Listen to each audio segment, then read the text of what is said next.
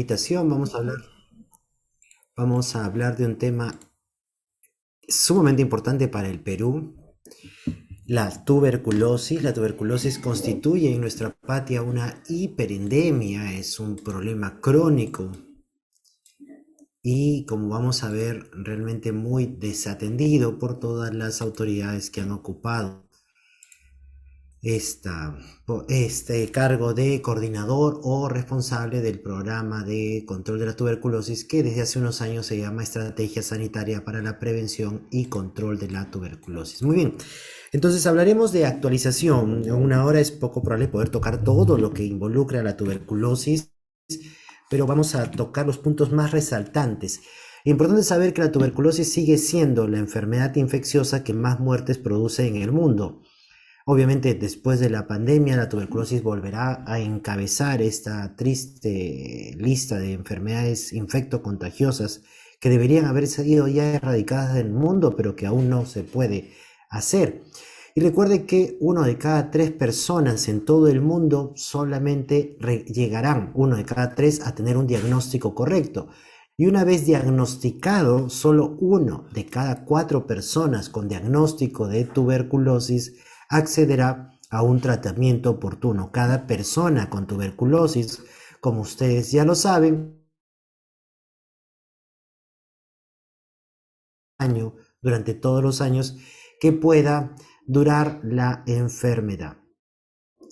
Es un gasto, es tan importante esta patología que estas publicaciones tan importantes como The Economist también hacen mención a esta patología. Dijimos que es la primera causa de muerte hasta antes de la pandemia por enfermedad infectocontagiosa. Se reportan de 1.5 a 1.8 millones de personas muertas en el año 2018. Es probable que para la pandemia haya habido más muertes por tuberculosis que este promedio habitual, debido a que, como se ha publicado varias veces, los programas de tuberculosis, la atención de tuberculosis, el diagnóstico oportuno, el tratamiento, se ha visto descuidado justamente por la pandemia. ¿Qué pasa con Perú? Perú tiene un triste sitial en lo que es tuberculosis en las Américas. Perú es el segundo país en América en número de casos de tuberculosis por cada 100.000 habitantes, después de Haití, un país realmente pobre. Perú es el segundo lugar en las Américas en el número absoluto de casos de tuberculosis, después de Brasil. Brasil tiene más casos absolutos, pero cuando se lleva a tasa de enfermos por 100.000 habitantes, el Perú está por encima de Brasil y por debajo de Haití.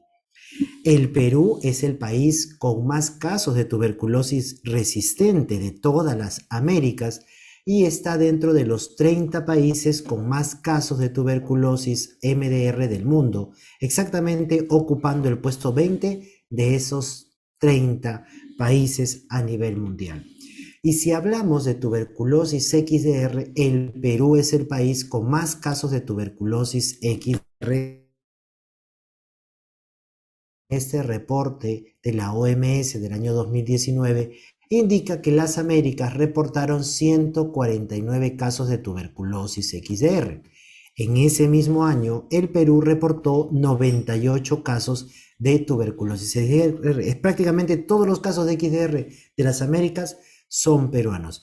Y algo que podemos ir viendo es que año a año el Perú tiene más casos de tuberculosis MDR y más casos de tuberculosis XDR y más casos en números absolutos, y tiene lamentablemente un mayor número de una tasa por cada 100.000 habitantes casi estable durante por lo menos los últimos 20 años. ¿Qué significa?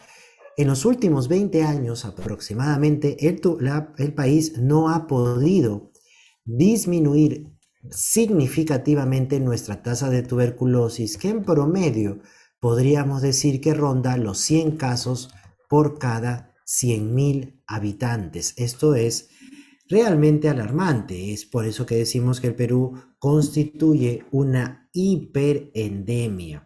Si hablamos del reporte global del año 2018, indicándonos cuántos casos han habido en el año 2019, veremos que se presentaron en las Américas 138 casos de XDR y el Perú en el 2019 reportó 116 casos. O sea, cada año, ustedes ven acá, 2017, 2018, 83 casos de XDR, 98 casos de XDR, 116 casos de XDR. En unos años en este paso todo XDR será peruano, hablando de Latinoamérica, ¿no? Esta es una gráfica que busca mostrar cuál es la tendencia anual.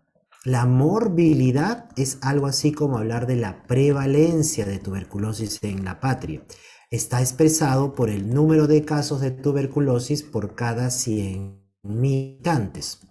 Si uno nota la tendencia de los últimos años, 102 casos, 99 casos, 98 casos, 97 casos, 101 casos, y ve las gráficas, ve la línea, se da cuenta que, como les decía, por lo menos desde hace 20 años, la disminución no es sostenida, ni marcable, ni redundante, ni importante. Un programa de control de la tuberculosis tiene que reducir aproximadamente la morbilidad o prevalencia en un 10% todos los años. Por eso, a los 5 años vamos a haber encontrado en un programa exitoso que la tuberculosis ha caído a la mitad. Eso es lo que logra un programa, ese es el objetivo de un programa exitoso. Pero nosotros en Perú vemos 1 o 2% de disminución para abajo o 1 o 2% de disminución para arriba, lo que hace es que la tasa real, la prevalencia real, siga estando igual. Hace poco escuché una charla que estuvo auspiciada por el Colegio Médico, que la dictaba un neumólogo que trabaja en el Ministerio de Salud y por lo tanto como que las cifras no eran pues realmente muy imparciales, que digamos. Y acá hay algo muy interesante. En el 2018 y 2019 se observa que la prevalencia se mantiene completamente igual, o sea, lo que les veníamos diciendo, no hay variación. La tuberculosis sigue completamente inamovible durante todo este periodo. Para el año 2020, la prevalencia ha caído a 74 por 100.000, o la morbilidad o los números de enfermos por tuberculosis por cada 100.000 habitantes. Esto no significa que haya sido un logro. Todos sabemos que todos los programas de tuberculosis a nivel mundial se han visto afectados porque no ha habido captación de sintomáticos, no se ha podido buscar casos, diagnosticar casos oportunamente, porque los establecimientos de primer nivel, que son los que inicialmente buscan a los sintomáticos, no han estado abiertos. Así que entre 2019 y 2020 no es que hayamos mejorado, simplemente no hemos diagnosticado. El Perú sigue teniendo un número importante de casos. El número de casos por tuberculosis reportado en el 2020, número total o absoluto de 24.000, dista mucho de los 32.000 casos que se diagnosticaron en el año 2019. ¿Qué significa esto? ¿Que hemos mejorado de un año a otro? ¿Hemos disminuido 8.000 casos por año? No, simplemente por cuestiones coyunturales de pandemia se han dejado de diagnosticar casos de tuberculosis. Fíjense los casos de tuberculosis XDR, 114 casos en el 2020. ¿Cuántos tuvimos en el 2019? 116. No es que hayamos mejorado, sino que no se pudieron diagnosticar los casos de tuberculosis totales, los casos de tuberculosis MDR, los casos de tuberculosis XDR. Si comparamos Perú con otros dos países de América, Perú contra Chile, nos gana por goleada. Perú tiene más de 1.600 casos de tuberculosis MDR por año, Chile solo tuvo 16. Perú tiene más de 98 casos XDR en el 2018, Chile no tuvo XDR. Perú tuvo 31.000 casos de tuberculosis en el 2018, Chile solo 2.500. Perú, por cifras de la OMS, tiene 116 casos de tuberculosis por cada 100.000 peruanos y Chile solo 14. Chile está en el proceso de desaparición de la tuberculosis en su patria. Si nos comparamos con Estados Unidos, la diferencia es abismal.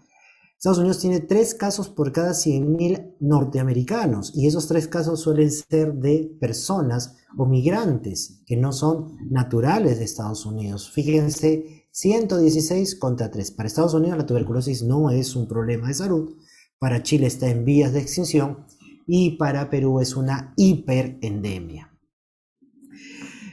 Perú es tan futurista, es tan alucinante la historia de la tuberculosis en el Perú, que la definición de tuberculosis XDR, la definición como la conocemos actual, surge en el año 2006. Ahí se acuña el término XDR, pasa por una variación en una primera a una segunda definición. Es la segunda definición de 2006 la que conocemos hasta el momento. Y haciendo un rastreo hacia atrás de la base de datos del INS, Perú tuvo su primer caso de XDR en el año 1999. ¿Qué significa? Que Perú se adelantó a las definiciones. Perú ya tenía XDR cuando ni siquiera se conocía la definición. Y ustedes ven la curva de ascenso, ¿no? Todos los años estamos diagnosticando más casos de XDR, todos los años estamos diagnosticando más casos de MDR. Es tan alucinante la historia de la tuberculosis en el Perú que incluso se han publicado artículos como este, ¿no? Estamos exportando tuberculosis. Exportación de casos de tuberculosis del Perú a Europa. O sea, somos un país que exporta cobre, que tenemos una marca Perú para el pollo a la brasa, nuestra cultura, nuestras playas y también nuestra tuberculosis. Se hace un rastreo molecular genético de cepas de tuberculosis que parten de Lima y se observa cómo empiezan a viajar a través de un peruano enfermo a ciudades de Italia y de España, contagiando a otras personas. Estamos exportando TB. Uno de nuestros productos de bandera es la tuberculosis. Por suerte, la tuberculosis no es una enfermedad altamente transmisible como el COVID. El riesgo de que una persona se infecte de tuberculosis es bajo. Por suerte, pocas personas expuestas a tuberculosis adquieren la infección.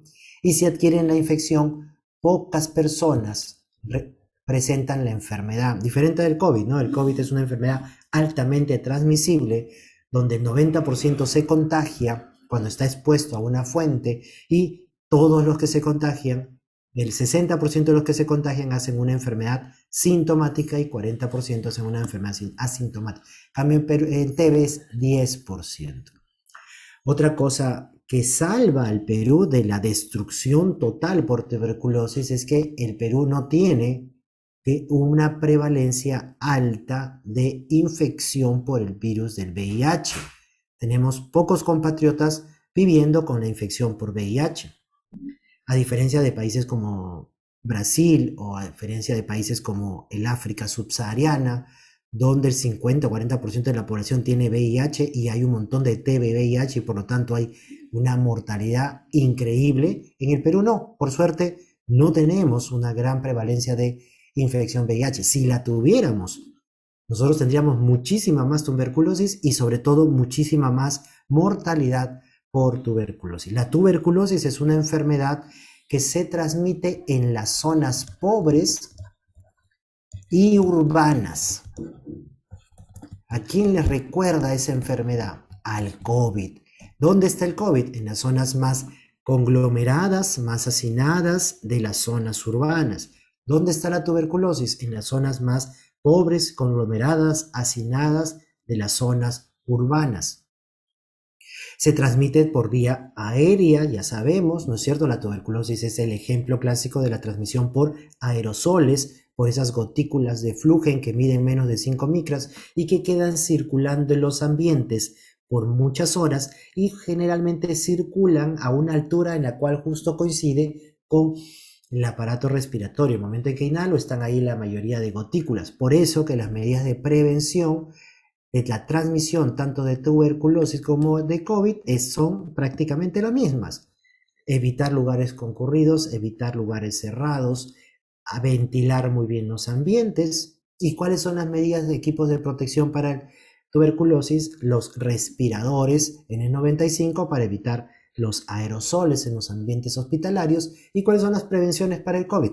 Los respiradores N95 superiores para evitar que ingresen aerosoles a nuestra vía respiratoria. La resistencia, no la resistencia esta que tiene que ver con la señora K, sino la resistencia a fármacos.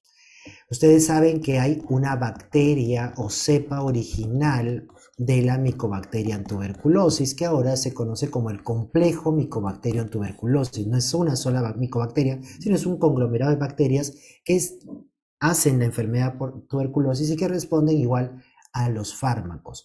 La cepa o la bacteria original es sensible a los medicamentos para tratar la tuberculosis. Los medicamentos para tratar la tuberculosis se crearon en la década de los 40. El primer fármaco fue la streptomicina, y luego fue el PAS, y luego fue la isoniazida, y por la década de los 50 para 60 se crea la rifampicina, luego el etambutol, por ahí la piracinamida, y para el año 1970 se crea o se conoce el famoso esquema isoniazida, rifampicina, etambutol y piracinamida.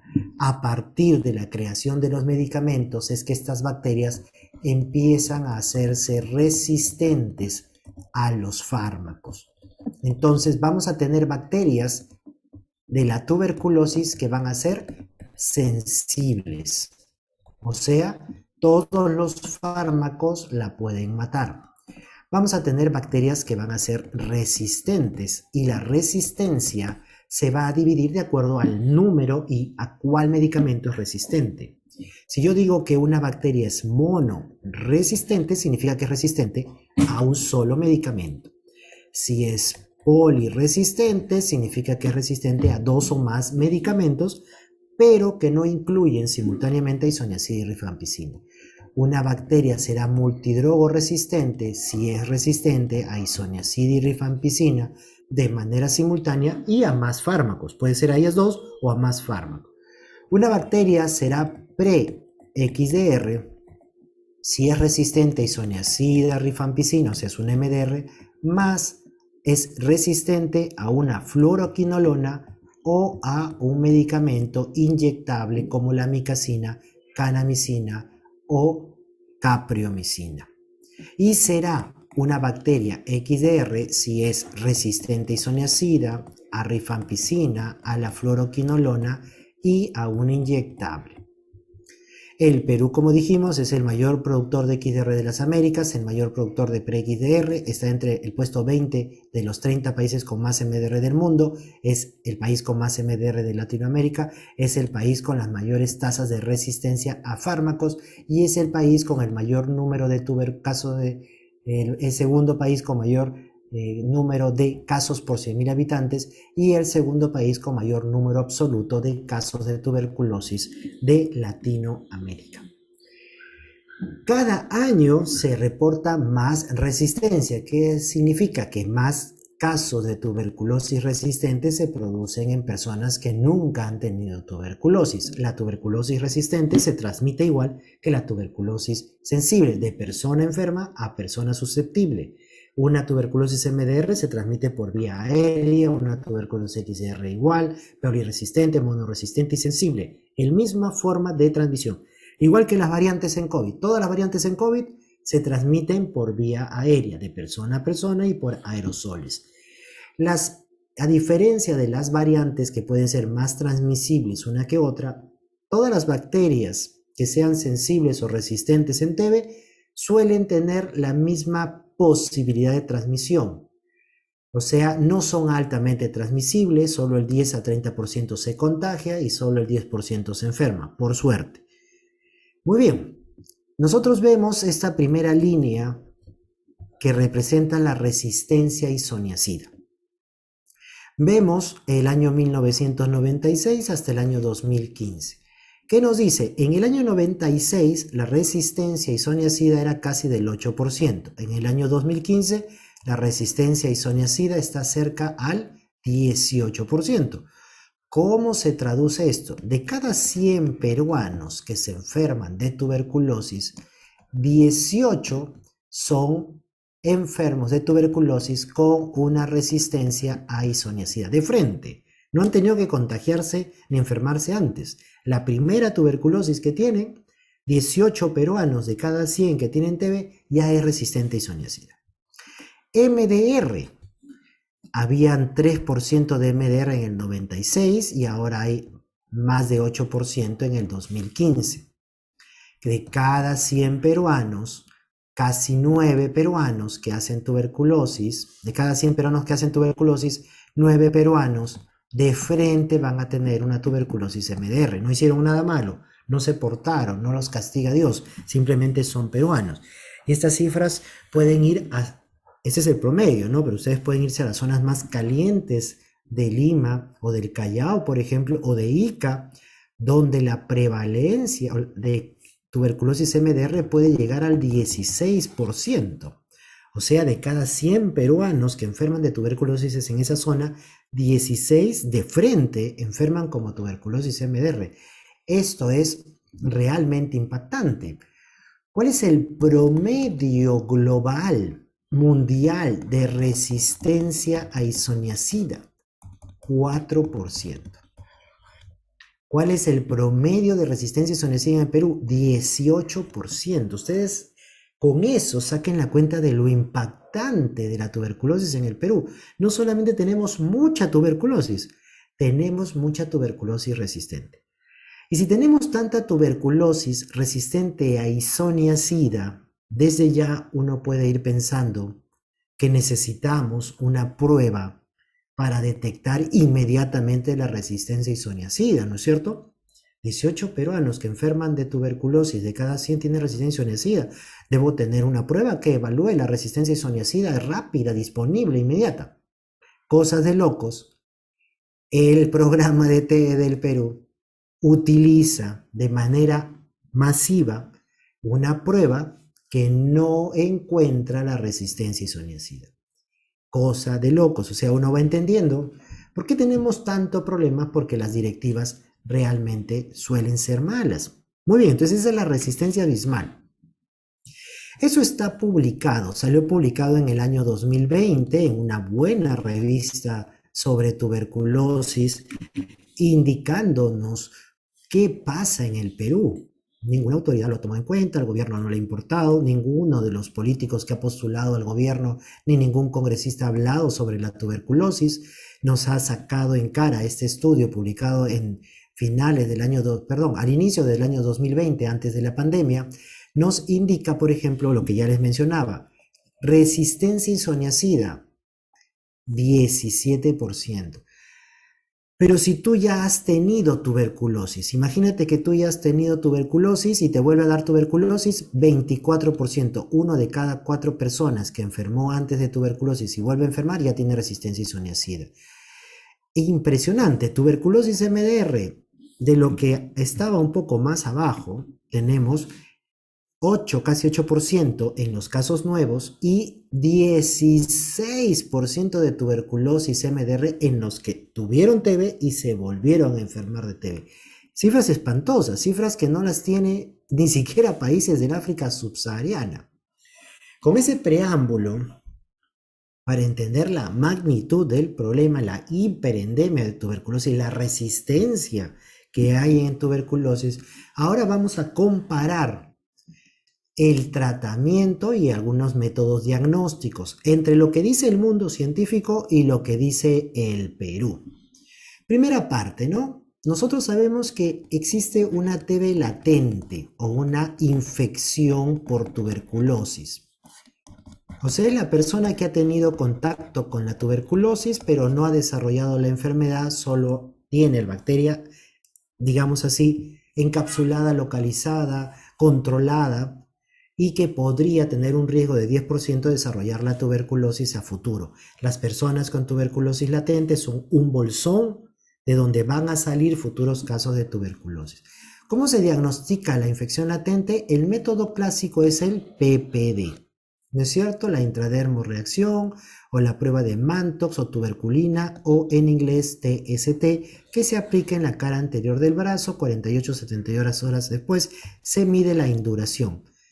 El PPD debería ser una prueba que tenemos que tener habitualmente para buscar casos en niños que tengan infección y darles profilaxis, en casos en inmunocomprometidos para darles profilaxis, para evitar que pasen de infección a enfermedad. Problemas de abastecimiento con PPD todos los años, hay poca producción de PPD a nivel mundial, y una prueba que podría reemplazar o complementar el PPD es la evaluación del interferón gamma o las pruebas conocidas con IGRA. Es una muestra de sangre, una toma, se procesa en un equipo y nos dice positivo o negativo. Te dice positivo, quiere decir que tienes infección latente. Negativo, no tienes infección latente. Algunos protocolos, por ejemplo, de diagnóstico de infección latente en personal de salud como nosotros, indica que si nos sale un PPD positivo, tenemos que corroborar ese resultado con una prueba de cuantiferón. Esto se hace en el mundo hace años. Es más cara, obviamente, que el PPD, pero tiene ciertos beneficios y podría complementar a la información del PPD. Primera diferencia, no la tiene el Perú.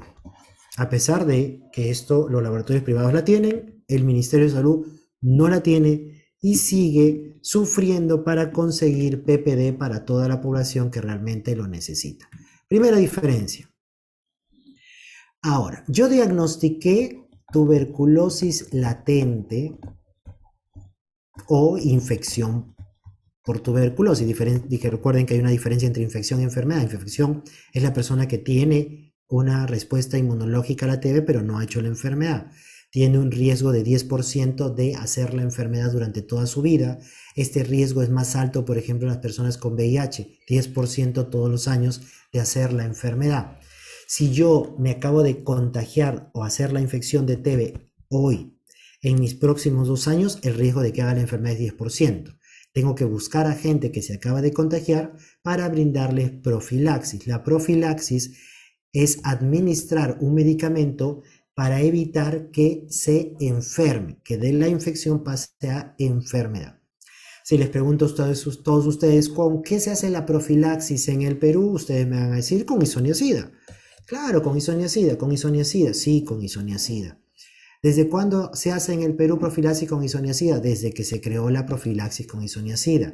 Y en el Perú la profilaxis con isoniazida varía. Si no tienes VIH, dura 6 meses. Si tienes VIH, castigado el paciente que tiene la infección por VIH, la profilaxis dura 12 meses. Esto que se ha repetido en las normas del 2016, 2006, 2013 hasta la fecha, no ha cambiado en nada y encima están equivocadas.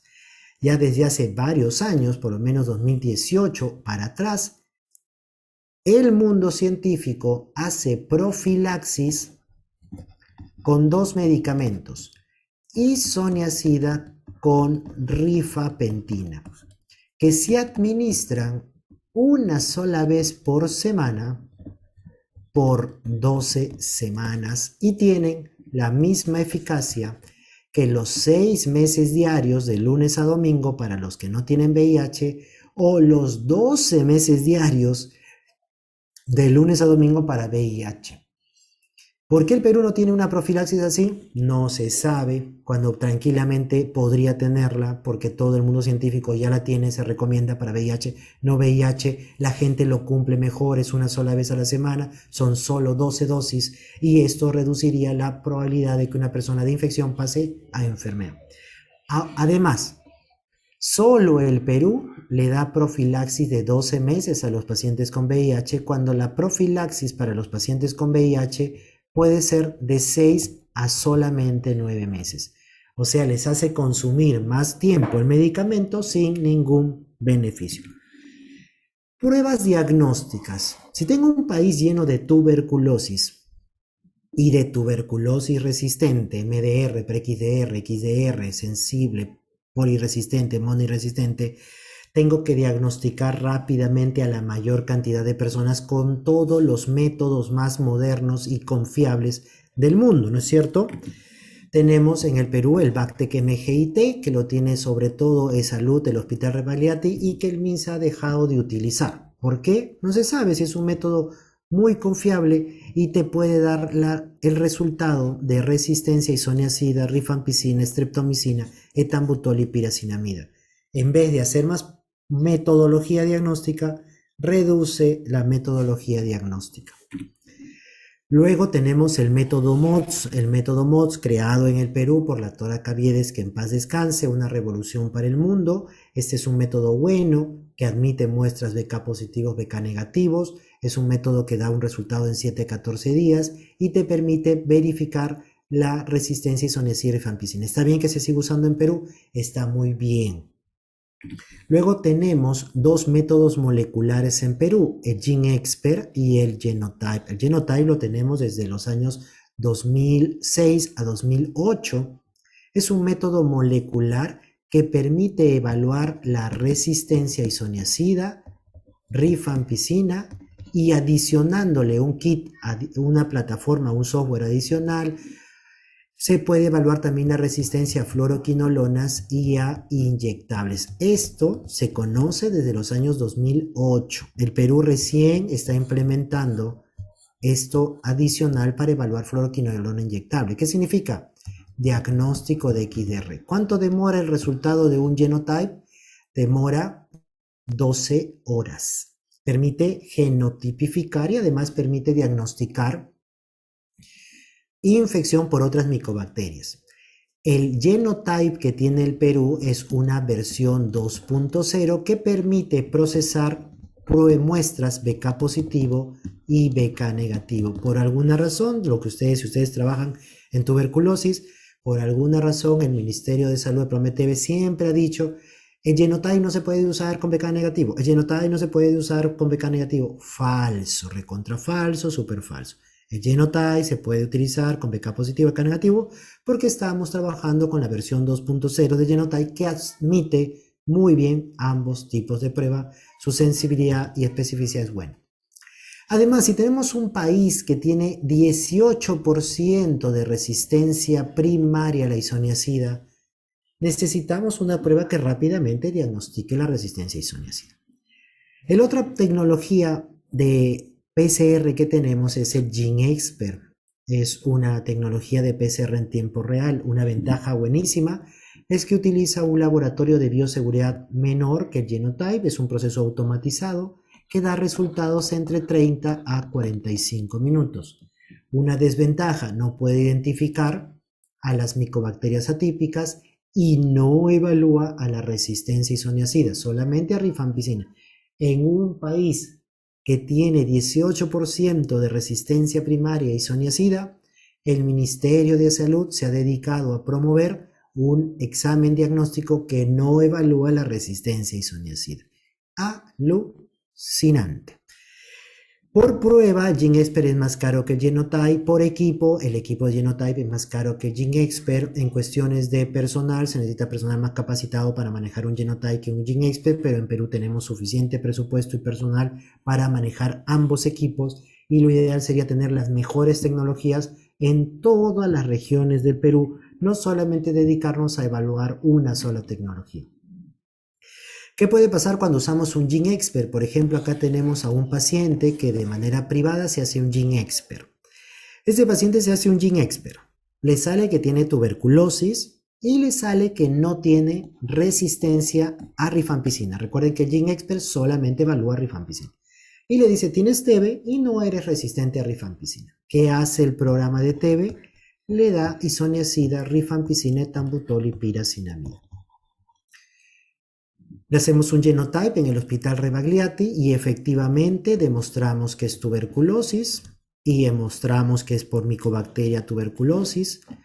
Efectivamente se demuestra que es sensible a rifampicina y nos sale que es resistente a isoniazida. Si hubiéramos basado el tratamiento en el GenExpert, ¿qué hubiera pasado?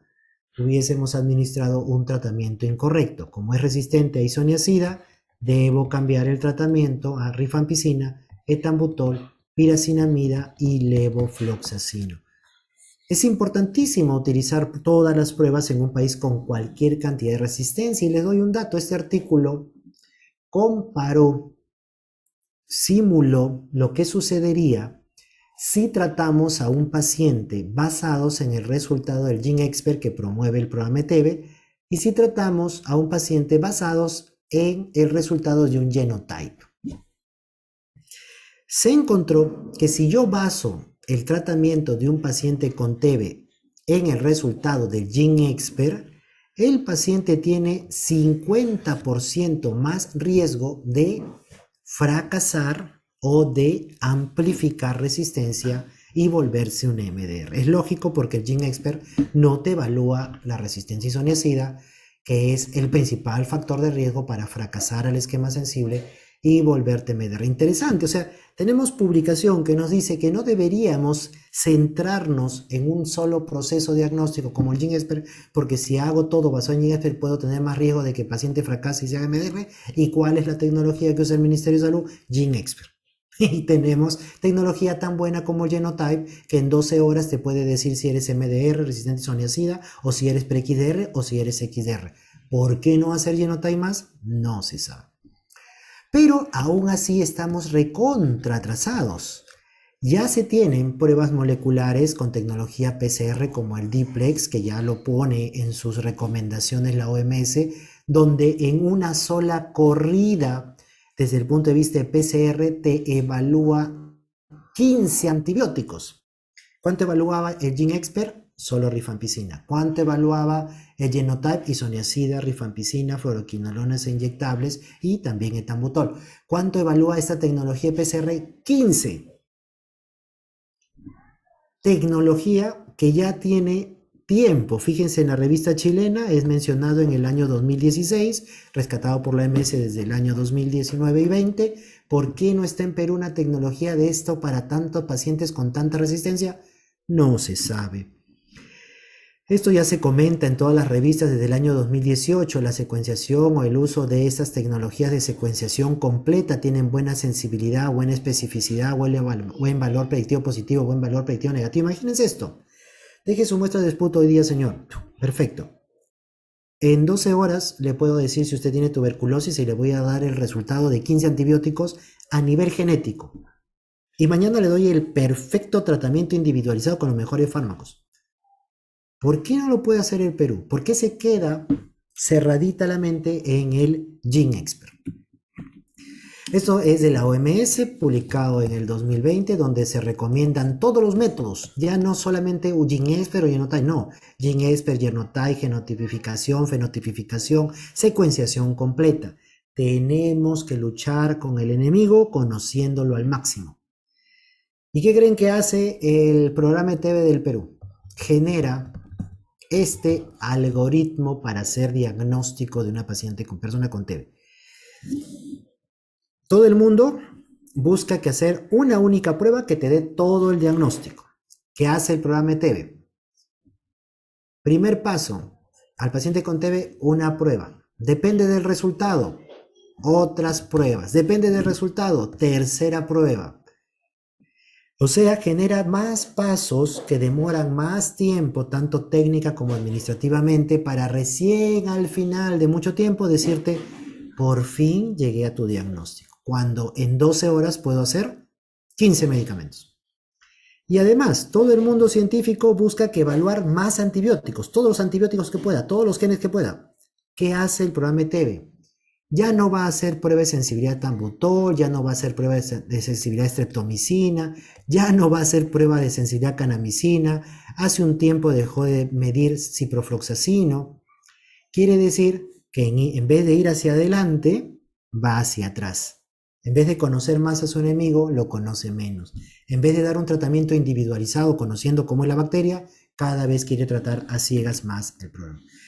Eso es en diagnóstico. Ahora, el tratamiento es multidisciplinario y el tratamiento es holístico. Hay que empoderar al paciente, curarlo de todas las comorbilidades, evaluarlo, darle alimentación, educarlo, operarlo si lo requiere, mejorar su habitación, mejorar su alimentación, mejorar su economía.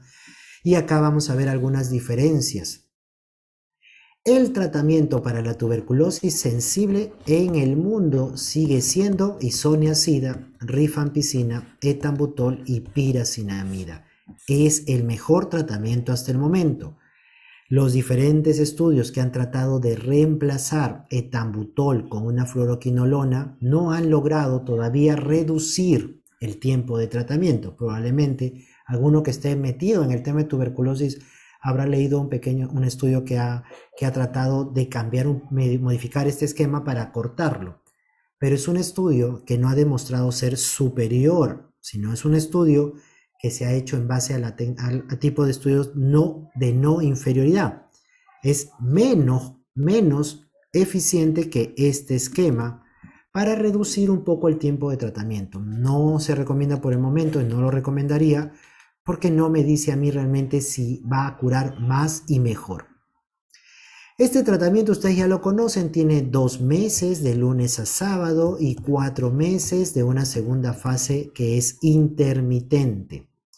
Estos 2 meses no son 2 meses calendarios, equivalen a 50 dosis que se administran de lunes a sábado en el Perú. En otros países es de lunes a domingo, en otros países es de lunes a viernes, en otros países la primera fase es 2 semanas diarias y 2 semanas 3 veces por semana. Hay variaciones en la primera fase, pero la mejor la tiene el Perú. 50 dosis de lunes a sábado, eso es buenísimo. Si tu prueba de sensibilidad dice que es sensible a isoniazid y rifampicina, ustedes inmediatamente pueden aliviar un poco al paciente y suspenden el etambutol. El etambutol en tuberculosis es mantequilla, realmente no hace nada. Si es sensible a isoniazid y rifampicina, saquen el etambutol, le quitan 3 tabletas al paciente, de 11 tabletas, va a tomar solo 8, la misma eficacia, la misma duración, no se altera en nada. La segunda fase del tratamiento depende del país, puede ser diaria, puede ser 3 veces por semana, puede ser 2 veces por semana, no hay diferencias entre 3 veces o 2 veces por semana en la segunda fase, si es que el paciente es sensible a isoniazid y rifampicina. Se recomienda que la segunda fase no se extienda, no se prolongue. Debe ser fija sus 50 dosis no más, no menos. Inmediatamente pasa a la segunda fase. De acuerdo, luego pueden haber variaciones en la duración de la segunda fase dependiendo de las características del paciente. En el Perú, lamentablemente, otra vez, se dice que el tratamiento para la tuberculosis del sistema nervioso central, osteoarticular y miliar debe durar 12 meses y la segunda fase debe ser diaria. Esto es una recomendación de expertos que en realidad en otro mundo, en otros países científicamente civilizados, no se hace. En promedio, todos estos tratamientos para estas tuberculosis pueden durar de 6 a 9 meses. Y uno dirá, pero mejor le prolongo. A ver tú, anda todos los días, 3 meses más, de lunes a sábado, a tomar una pastilla por 3 meses más sin que tengas beneficio clínico. ¿Por qué hacerle daño al paciente de esa manera? Diferencias. La gran diferencia surge también en el tratamiento de la tuberculosis y VIH. Ustedes probablemente cuando se les dice acá en Perú, ¿cuánto dura el tratamiento para VIH? 9 meses. 9 meses, 9 meses. ¿Por qué? Porque así se dice, porque el Perú es así, 9 meses. Bueno, sepan que antes del 2013 en el Perú el tratamiento de la tuberculosis y VIH duraba 6 meses y se administraba 2 meses diario y luego la segunda fase 2 veces por semana y los resultados eran iguales a lo que ahora se administra 9 meses diario. Y vean que la OMS en todas sus actualizaciones y además un sinnúmero de organizaciones científicas indican que el tratamiento de la tuberculosis y VIH es de solo 6 meses. El Perú da 3 meses extra de regalo de YAPA por gusto. Pobre paciente con TB-VIH que lo hacen ir al centro de salud 3 meses más de lunes a sábado sin ningún beneficio, perjudicando al paciente. Esto no se quiere cambiar, no se sabe por qué no se cambia cuando la propia OMS dice que son solamente 6 meses. Otras diferencias. Tratamiento de la monoresistencia isoniazida. ¿Qué es monoresistencia isoniazida? Es una bacteria que es resistente a isoniazida. ¿Cuántos pacientes peruanos son resistentes a isoniazida? Casi el 18% de los que debutan con tuberculosis. Cuando tú estás seguro que es resistente a isoniazida y es sensible al resto de fármacos, rifampicina, etambutol, piracinamida y el resto adicional, el tratamiento es rifampicina, etambutol, piracinamida y levofloxacino. Este tratamiento dura 6 meses, todos los días, de lunes a sábado, todos estos medicamentos. No hay cambio de fase. 6 meses, de lunes a sábado, todos los medicamentos. Pero se puede extender hasta un máximo de 9 meses con estos medicamentos en ciertas condiciones, cuando el paciente tiene mucha lesión pulmonar inicial o cuando el paciente tiene un BK positivo hasta el tercer mes, se demoró en convertir o de negativizar. Esa es la recomendación de la OMS del año 2018. Esa es la recomendación de la Sociedad de Neumólogos Norteamericanos y Europeos. 6 meses de tratamiento, rifampicina, etambutol, piracinamida y levofloxacino. ¿Cómo es el tratamiento peruano? No ha cambiado en toda su existencia desde el 2006 por lo menos, y administra 2 meses de rifampicina, etambutol, piracinamida y levofloxacino y 7 meses de rifampicina, etambutol y levofloxacino, suspendiendo la piracinamida cuando no debería suspender la piracinamida, con lo cual la tasa de curación de los pacientes que tienen tuberculosis resistente a isoniazida es menor de la que deberían hacer, no siguiendo las recomendaciones internacionales. Otra diferencia.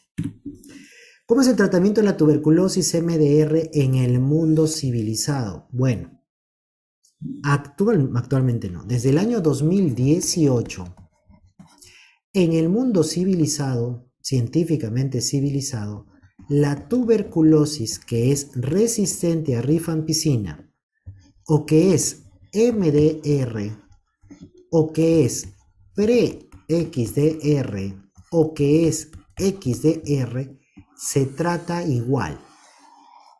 El tratamiento para todas ellas es igual. La forma de elegir los medicamentos es igual. Y la idea es no usar inyectables, usar solamente orales, pastillas orales, dar las más potentes, las más eficientes, las más eficaces, las más seguras, las de menos reacciones adversas. Todos los pacientes con este tipo de tuberculosis deberían ser tratados igual.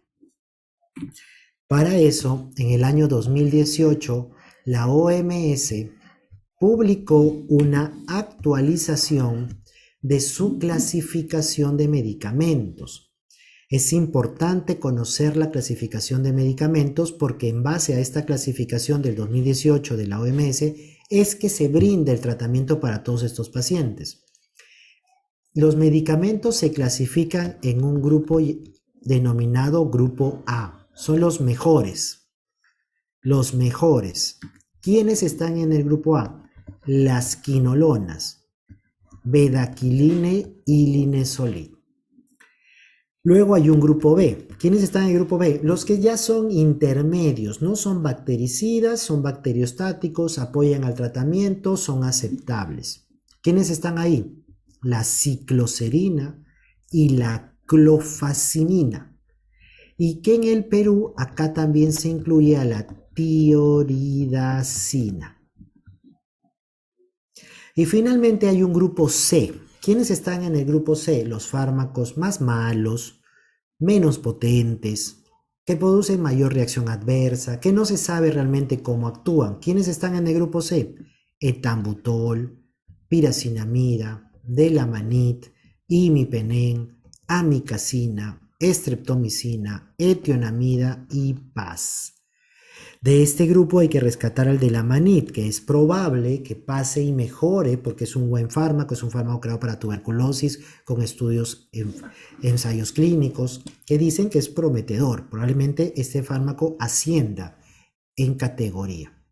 Entonces, nuestros fármacos habituales que todos tenemos en la cabeza para tratar la tuberculosis MDR en el Perú, ¿cuáles son? Etambutol, piracinamida, canamicina, levofloxacino, etionamida y cicloserina. 6 fármacos. ¿Dónde está el etambutol? En el grupo C, menos potente, no sirve. ¿Dónde está la piracinamida? En el grupo C, menos potente, no sirve. ¿Dónde está la canamicina? Ya ni está la canamicina.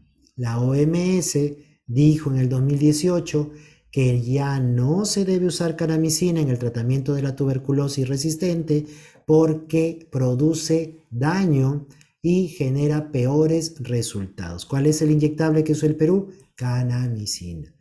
¿Qué otro fármaco ya no se debe usar en el manejo de tuberculosis resistente? La capreomicina. La OMS también ha excluido la capreomicina del tratamiento de la tuberculosis resistente porque es un fármaco que se asocia a peores resultados. ¿Qué fármaco se usa en el Perú cuando una persona no respondió bien a la canamicina? La capreomicina. Alucinante. Están usando los peores inyectables para tratar a la tuberculosis resistente. Entonces, lo que habitualmente estamos acostumbrados a dar al paciente o que el MINSA le da al paciente son los peores fármacos que la OMS en 2018 ha dicho, ya no uses, usa lo mejor. ¿Y cómo se elabora un tratamiento para la tuberculosis resistente a rifampicina, MDR, PreXDR y XDR? Muy sencillo ahora.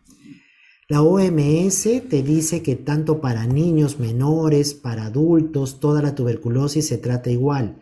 Te dice así, coge los 3 mejores fármacos del grupo A: levofloxacino o moxifloxacino, bedaquiline y linezolid, los 3. Y trata de completar 4 a 5 medicamentos. ¿Con qué lo vas a completar? Con los 2 fármacos del grupo B. Si no puedes alcanzar esos 4 o 5 medicamentos con los del A y con los del B, recién escoge 1, máximo 2 del grupo C, intentando escoger los mejores, los orales, y evitando los inyectables por las reacciones adversas que produce. Así de sencillo es ahora el tratamiento de la tuberculosis resistente a rifampicina, MDR, PreXDR y XDR. No se hace distinción ya. Fíjense cómo se construye el tratamiento para MR incluso en niños, para la OMS, para un artículo publicado en una de las mejores revistas de neumología del 2019, para la actualización de la OMS del 2020 y para las nuevas recomendaciones de la OMS del 2020. Nuevamente, ¿qué te dice? Primero, la tuberculosis resistente a rifampicina, la MDR, la PreXDR y la XDR, todas se tratan igual. Utiliza fármacos orales, utiliza los más potentes y utiliza la clasificación grupo A, grupo B, grupo C. Trata de escoger los 3 fármacos de grupo A, una quinolona, bedaquilina y linezolid, van 3. Trata de completar de 4 a 5 medicamentos. Como solo hay 3 en el grupo A, completa un cuarto o quinto medicamento con los de grupo B. Si no has podido utilizar los de grupo A todos o los del B y no has podido alcanzar los 5 medicamentos o 4, si necesitas 4, necesitas 5, recién escoge grupo C. ¿Cuál es el mejor de grupo C? De la manit, por ejemplo. ¿Cuál podría ser el siguiente en elección? Si es sensible, amicacina o streptomicina, pero cuidando mucho el oído. Luego, ¿cuál podría ser una opción? Piracinamida. ¿Cuál deberías evitar? Etionamida y PAS. Y también el imipenem, porque realmente no es un fármaco adecuado. Eso se hace para todas estas tuberculosis en los países civilizados. Pero eso no queda ahí. En el 2019 se ha evaluado un tratamiento con solo 3 medicamentos, linezolid, bedaquilina y pretomanid, para una duración de solo 6 meses de duración para pacientes XDR con una curación del 90%.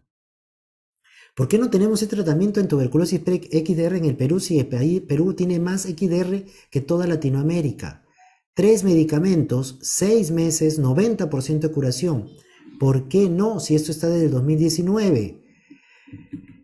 Nosotros, por ejemplo, en eSalud hemos dado tratamientos orales completamente durante solamente 12 meses, ya no los 18 a 24 meses a los que el MINSA nos tiene acostumbrados. Solo 12 meses, todo oral, ya no usamos inyectable. Y la persona se curó completamente. ¿Por qué no hacer eso si la OMS ya te lo dice claramente? ¿Qué hace el Perú para la tuberculosis MDR y XDR? No le hace caso a la OMS, lamentablemente, una vez más, cuando acá la OMS sí tiene razón.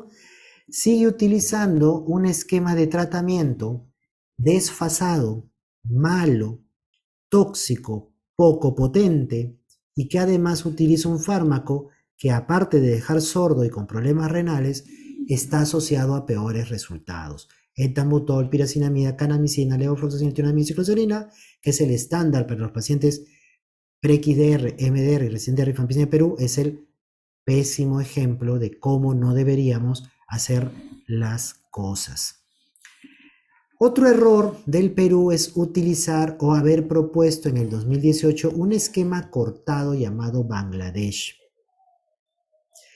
El error es tan grande, tan masivo, tan fuera de serie, que le dice al médico así: Tú puedes usar este esquema sin prueba de resistencia, o sea, a ciegas, sin saber qué tiene tu paciente. Tú puedes usar este esquema con estos medicamentos que componen este esquema, a pesar de que la prueba de resistencia te diga que eres resistente a ese fármaco. O sea, es como que ustedes tengan una infección urinaria, le sale una Escherichia coli y le sale que es resistente a ciprofloxacino y ustedes le siguen dando ciprofloxacino. Eso está en la norma técnica del año 2018 del Perú. Es un retroceso increíble en el manejo de la tuberculosis. La OMS rápidamente dijo que por favor no se haga esto. Lo que se tiene que hacer es decirle al paciente, mira, ¿tú quieres un esquema largo o quieres un esquema corto? Te puedo dar un esquema corto, pero por si acaso te digo, esta información la tienes que conocer antes de recibir un esquema corto de 9 a 11 meses. ¿Ah? Si tú recibes un esquema corto, va a durar menos, sí, pero tienes más riesgo de recaer, fracasar o morir que cuando te doy un esquema largo. ¿Quieres el esquema corto o el esquema largo? No, ¿sabes qué? Prefiero el esquema largo porque no voy a morir, no me voy a fracasar, no me voy a recaer, no voy a tener mayor resistencia. ¿Y qué dice la OMS sobre el esquema corto? Necesitas prueba de sensibilidad para estar seguro que todos los fármacos funcionen en la bacteria. ¿Qué dice el Perú? No importa si tienes prueba de sensibilidad, no importa si eres resistente al fármaco, tú lo decides, dale el tratamiento, decir, haz más daño. Bueno, ese es el esquema. Ahora, en Perú sucede algo extraordinariamente raro. En Perú es mejor que te dé tuberculosis XDR a que te dé tuberculosis MDR. Esto es alucinante. Fíjense la tasa de éxito en los pacientes que toman el esquema para MDR, ese de etambutol, piracinamida, canamicina, levofloxacino, tiramiciclosina. Solo 57% tienen éxito con ese tratamiento y 31% abandona. Cuando tienes XDR, 62% tiene éxito, o sea, hay más éxito en los XDR que en los MDR y solo el 4% abandona. ¿Por qué pasa eso en XDR? Obvio, porque el paciente con XDR en Perú está recibiendo mejores medicamentos, los cuales también debería recibir MDR en el Perú. Y los XDR ya no están usando normalmente canamicina y capromicina, tóxicos y que se asocian a peores resultados. ¿El Perú cómo trata al XDR? ¿Ustedes creen que lo trata como dice la OMS, los mejores fármacos? Coge los 3 del grupo A, completa con 2 del grupo B, que todo sea oral, evita los inyectables. No. El Perú se ha inventado una forma de tratar la XDR. Se ha inventado un núcleo oral y se ha inventado un núcleo endovenoso. El núcleo oral tiene linezolid, bedaquilina o delamanid y clofazimina, un medicamento del grupo A, un medicamento del grupo A que puede ser intercambiado por uno del grupo C y un medicamento del grupo B que no cumple los requisitos que nos dice la OMS. Y el núcleo endovenoso tiene un medicamento del grupo A, tiene un medicamento del grupo C y tiene un medicamento del grupo B, o sea, es más débil. El endovenoso es más débil que el oral y ambos son inventados. No hay ninguna literatura científica que diga que así se trata la tuberculosis XDR. Y lo más gracioso, el núcleo más débil que dice llamarse endovenoso se lo administran a los pacientes más severos, a los pacientes que tienen más comorbilidades, a los pacientes que tienen más requerimientos de oxígeno con enfermedad pulmonar más avanzada, a ellos les dan el núcleo, el tratamiento más débil, o sea, locura. E inclusive lo saben, porque ellos muestran sus resultados y dicen los pacientes que reciben el núcleo endovenoso que es malo, solo se curan 68%. Los pacientes peruanos con tuberculosis XDR que reciben el núcleo oral, que es algo mejor, pero no es el mejor porque podría mejorarse, se curan en el 78%. Miren, ¿por qué hay peruanos que se curan más, se curan menos y todos son peruanos y todos tienen XDR? ¿Por qué no se utilizan los mejores fármacos para tratar a la MDR, a la XDR, a la pre-XDR y la RR? Entonces concluimos que en el ATV, en el Perú, es una hiperendemia. Un montón de casos de tuberculosis con indicaciones malas, no actualizadas, no basadas en la evidencia, que no siguen a instituciones científicas. El mal manejo de la tuberculosis y la creación de resistencia se debe justamente a los malos tratamientos impartidos por las instituciones como los programas de tuberculosis nacional. Tenemos que hacer todo el esfuerzo, tenemos presupuesto, tenemos que tener todas las mejores pruebas diagnósticas, moleculares, las más rápidas, las más eficientes para más medicamentos. ¿Qué hace el Perú? Utiliza las menos eficientes, las que no detectan todas las resistencias, deja de evaluar medicamentos. Tenemos que tener todos los mejores fármacos. ¿Qué hace el Perú? Separa a los pacientes en MDR y XDR cuando no debe hacer, sigue usando kanamicina y capromicina que no se debe usar, utiliza los más débiles y tóxicos en MDR y pre-XDR y resistencia a rifampicina, y en los XDR se crea tratamientos, se los inventa que no tienen sustento en la medicina basada en evidencia. Así como en COVID, en Perú se crearon expertos que metieron la pata. También en tuberculosis tenemos expertos que siguen metiendo la pata. Un ejemplo claro es por qué a los pacientes con tuberculosis y VIH se les sigue dando 9 meses de tratamiento diario cuando las recomendaciones internacionales indican que el tratamiento solo debe durar 6 meses.